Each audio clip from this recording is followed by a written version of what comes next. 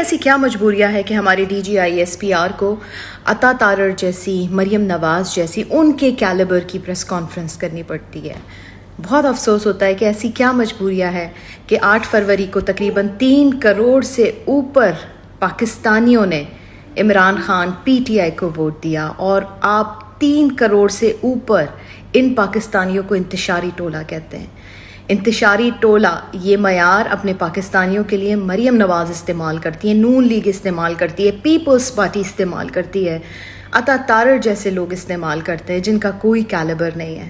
افسوس ہوتا ہے، ہر پاکستانی کا دل دکھا ہوا ہے۔ اور کتنے پروف چاہیے؟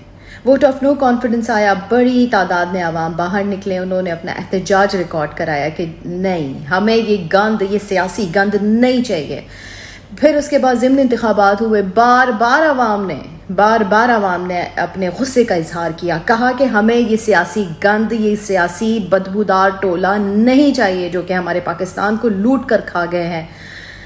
پھر اس کے بعد آئین شکنی ہوئی، الیکشن نہیں کرائے گئے، الیکشن ڈیلے ہوتے گئے، اپنی مرضی کے نگراں حکومتیں بنائی گئی، عوام پر ظلم کیا گیا، عوام پھر بھی باز نہیں آئی، بلے کا نشان لے لیا گیا۔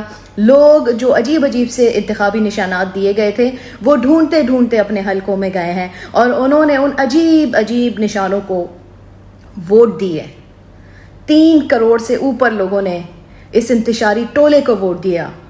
آپ ان سے نفرت نہیں کر سکتے۔ اس ملک کی جو 3 کروڑ سے اوپر لوگ ہیں وہ پاکستانی ہیں۔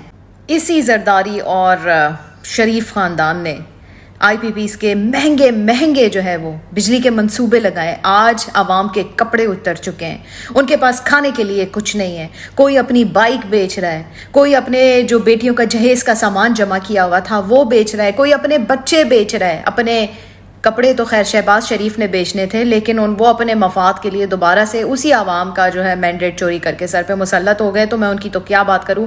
لیکن عوام اپنے گھروں کا سامان بیچ رہی ہے۔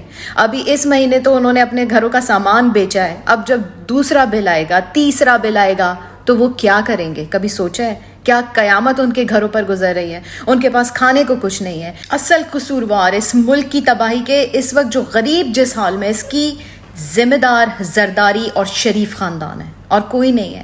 عوام چاہتے ہیں ان کو سزائیں دی جائے، ان کو ان کے سروں پر مسلط کر دیا گیا ہے۔ عوام غصہ کریں گے۔ ایسی کیا مجبوریاں ہیں جو اس گندے غلیظ سیاسی ٹولے کو، ان کے بوجھ کو سر پر اٹھائیں آپ چل رہے ہیں؟ ایک بار کوشش کریں، اس گند کو اپنے سر سے ہٹائیں، دیکھیں پاکستانی کس طرح آپ کو اپنے سروں پر بٹھائے گی۔